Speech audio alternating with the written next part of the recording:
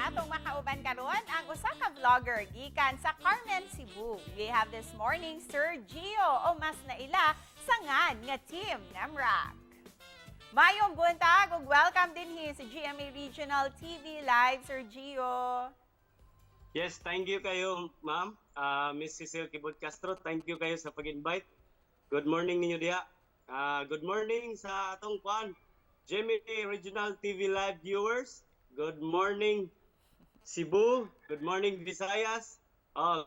Good morning ninyong tanan. Sir Gio, can you share to us unsa ning Team Nemrac? Unsay katuyuan ni imo ni ining vlog? Yes, ma'am. Ang kaning Team Nemrac, ma'am, ang kaning Nemrac is gibali lang ni siya from the word nga Carmen, ang lugar sa Carmen, Cebu.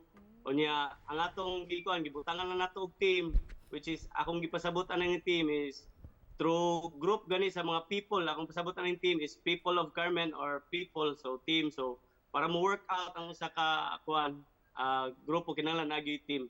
Unya mao to kining amateur ko nga kuan vlogger, so ang akong kuan kay ganahan kay ko everyday na ko nga mga lakaw gani ako man gyud siyang i-compile to video niya. Mao to nahuna-una ko nga mas maayo vlogging ko kay gusto na ko maka-share sa mga tao kung unsa pa akong gustong mapadangat sa ilaha o akong matabang pagid nila. Ug usa sa imuhang napadangat kay katong mga katagi barangay nimo dinha sa Carmen nga adunay mga panginahanglan? Yes, ma'am. Mao dito na ako'y hidden agenda ani. Ang sa wala pa gyud ang camera or off cam, ako mga lakaw gyud ganahan jud ko mutabang mo serbisyo sa akong mga igsuon nga naglisod jud nya.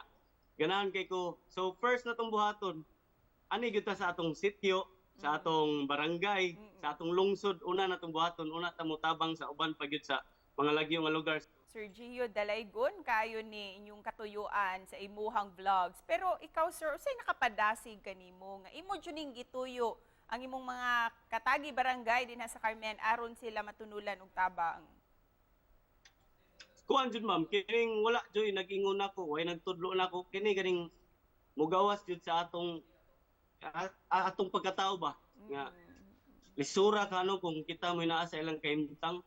So dili man kayo ko ingon nga naglisod, di man jud kay ko ingon karon dili ko kuratahan, dili sig ko kuan influensyado, pero ang ako naa pa man ko'y matabang, ako yung itabang dito sa ila kay kining lisod jud kayo, so para mo stand atong usa ka lugar, atong lungsod or atong kuan jud atong community.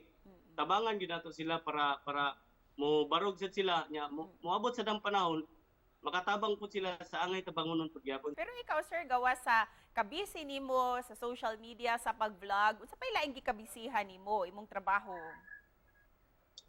Kuan ma'am, actually naapod gihapon ko sa una nagtrabaho sa munisipyo, pero ni out jud ko ma'am, ako yung gituyo nga nigawas ko sa munisipyo.